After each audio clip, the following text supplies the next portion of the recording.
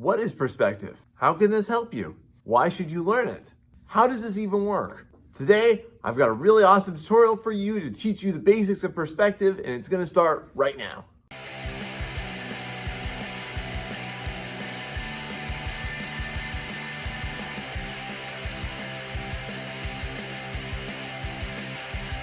Let's start off by explaining what perspective is. Essentially, what artists noticed a long time ago was that all lines, especially in architectural elements, they all converge onto a general point.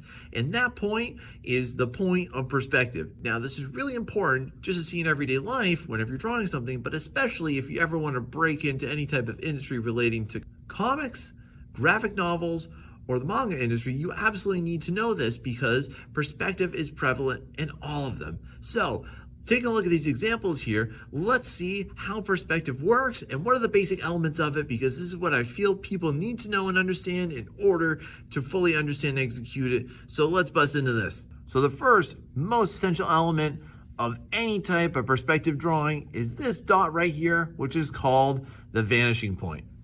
Now, the vanishing point is essentially where all lines converge in a one-point perspective drawing. Now, the next element of perspective drawing is this horizontal line cutting through the middle of your vanishing point. This is called the horizon line. The horizon line essentially simulates the eye level in any type of perspective drawing. Now, this is important because you need to know what are you going to see, what's above and below your eye line. Essentially, anything above your eye line, you're going to see the bottom of, just like these shapes. Conversely, anything that's below the horizon line, you will see the top of, just like this. Think about both your ceiling and your floor. You see the top of one, you see the bottom of the other, but you don't see the opposites. Pretty simple. Now, cutting through all of this is a vertical line going through our vanishing point and a horizon line. This is called the axes, and a lot of people don't talk about this, but I'm going to talk about it because it's super important. So anything to the left of the axes, you're going to see the right side of, and anything to the right of an axis, you're going to see the left side of. So y'all, these are the main components of any good perspective drawing, minus one that I'm going to go over in just a second. But first, let's get started on drawing something. Now, today's tutorial is made so that you can draw along with me, so just go ahead and pause me whenever you need to. It's okay. I'll wait. I have to, till you hit the little play button.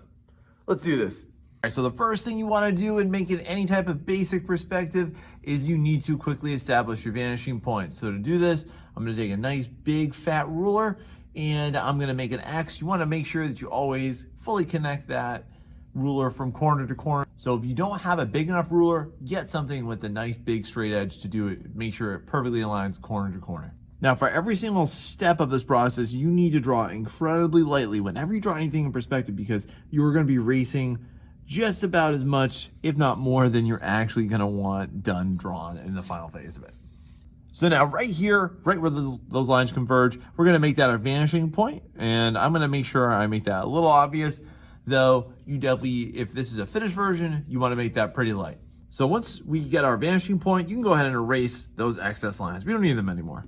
So now to continue, what I'm going to do first is I want to go ahead and make some basic shapes, and I'm going to show you how basic shapes are affected by perspective and one-point perspective here. So go ahead and draw this along with me. What I'm going to do is I'm going to make 3 different rectangles of 3 different sizes all over here on the left side at different positions on here. Now with this, you're definitely going to need a T-square, and the purpose of T-square again is to be able to lock onto the sides just like this. So make sure that this again is down, whatever type of T-square you have, if you have one.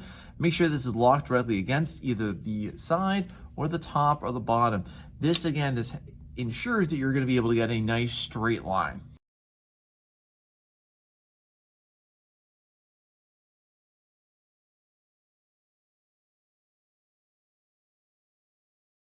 So the next step on this is that you're going to want to go ahead and create some lines to show how far back each of these rectangles are going to go back into space here. So here's how this works. So now everything starts out with the face of an object, which is always a basic shape. So here is just a very simple square. So once you have that basic shape drawn, what you want to do is you want to go ahead and line up each of the corners to the vanishing point.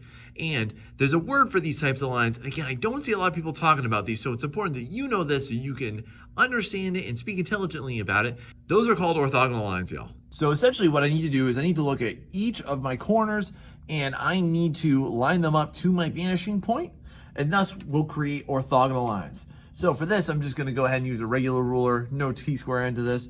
Now, it's extremely important in every single phase of this, again, is that you have to draw your lines incredibly lightly.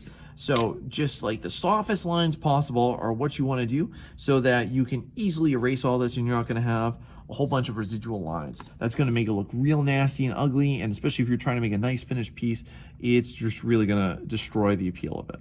Now, as you just saw me do this, you'll notice that there are some corners I did not make an orthogonal line for.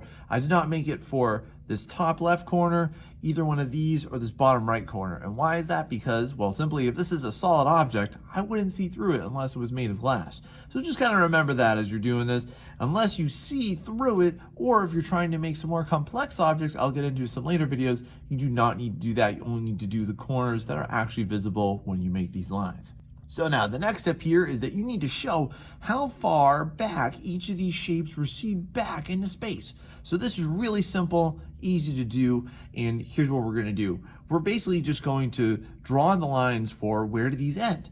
And how do you know that? Well, you look at what's the line between the two orthogonal lines up over here. So if I follow these two, I'm going to get a horizontal line, and as I follow these two, I'm going to get a vertical line. So this way, you know, you just got to make sure, again, use your t-square whenever you're going to make anything that's going to be totally straight and need to be aligned. So now we're going to go ahead and do this.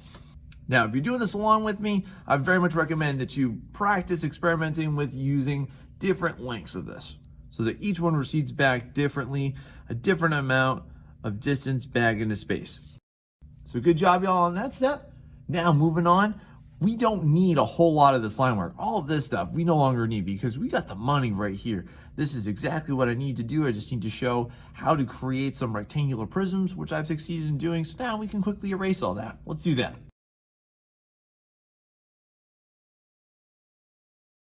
And now let's move on to some more complex shapes and some other things that you need to know how to draw in one-point perspective. Let's do this. Now over here up on the right side, the next type of shape that you should definitely know how to do is anything that has a lot of angles to it. So let's go ahead and create 3 differently sized triangles. Go ahead and do that, unpause me, and then we'll continue.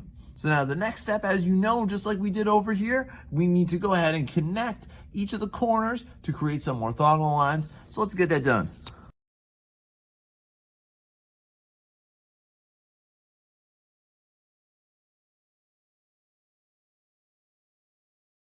Now that we've gone ahead and we've made our orthogonal lines, now our next step logically is to show, well, how do we end it? So we need to determine where's the edge of this. But one thing that's different about these shapes from our rectangles is that we can't really use our t-square in order to create a straight line. So what we actually have to do here is we need to match the angle that's happening between each of the 2 orthogonal lines and follow it down. So here's my process. Here's my tip for you on how to do that. Go ahead and just kind of hold it with 2 hands, match up to each angle, and then just kind of drag that sucker down, and you'll get the exact same angle. Because again, each time we do this, y'all, we need to make sure it's the exact same angle as before.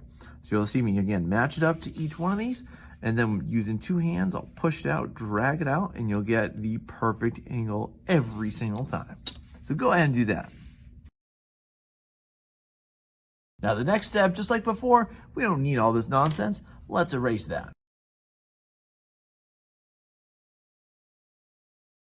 And there you have it. You have some nice triangular prisms now. Let's move on to the next topic. So the next type of shape to practice and learn how to do properly in perspective is how to make anything that's going to be rounded. So right here you can see I made 3 differently sized circles. Go ahead and draw those. Then pause me and let's move forward. So now that you've gone ahead and you've created your 3 different circles, go ahead and create your orthogonal lines. But there's one major catch to this, which is that you don't have any corners to align to. So how the heck does this work? Really easy, glad you asked. What you want to do is go ahead and line up your vanishing point, which I sometimes like to advise people to put their pencil on the vanishing point so that the ruler can just angle like this. And you want to move your ruler like that until it hits one of the edges just like that. Boom. So just go ahead and do that over and over again for all 3 of them.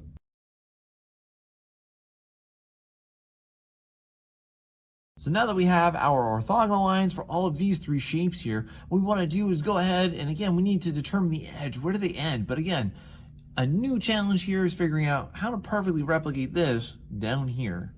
Because a lot of times what people will do, I've seen, at least for my students, is that they'll make this straight or they'll make a totally different curve. And what we need to do here is perfectly replicate this down here. So here's my method for it. Try it out yourself. So what I'm going to do here is I'm just going to kind of lightly go over this. I'm not actually touching the line, but I call this process ghosting. And what I'm going to do is I'm just going to get my arm in the motion, my hand in the motion of creating this curve. And then what I'm going to do here through muscle memory, pure muscle memory, is I'm just going to drag this down and I'm going to be able to perfectly replicate that because I've warmed my hand up for it. And this is a really good technique I've found that helps out a lot of newer artists because it allows them just to mechanically create this without having to really look at it. So again, I'm just using pure muscle memory as I do this, and I just warm myself up a few times, and then I just go ahead and make that, and I'll 9 times out of 10 create the perfect curvature that I need. And there you go, just that easy. So now go ahead and erase this stuff. We don't need that.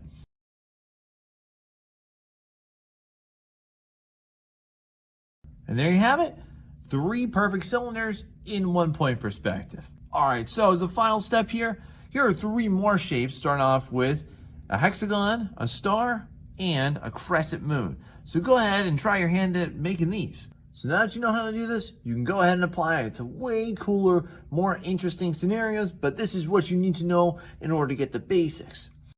All right, so now that you know the fundamental basics of 1-point perspective, make sure you check out my next video to learn how do we draw environments in it and how we apply this to it. Thanks so much for watching this, y'all. This has been the Art Mentor. See you next time.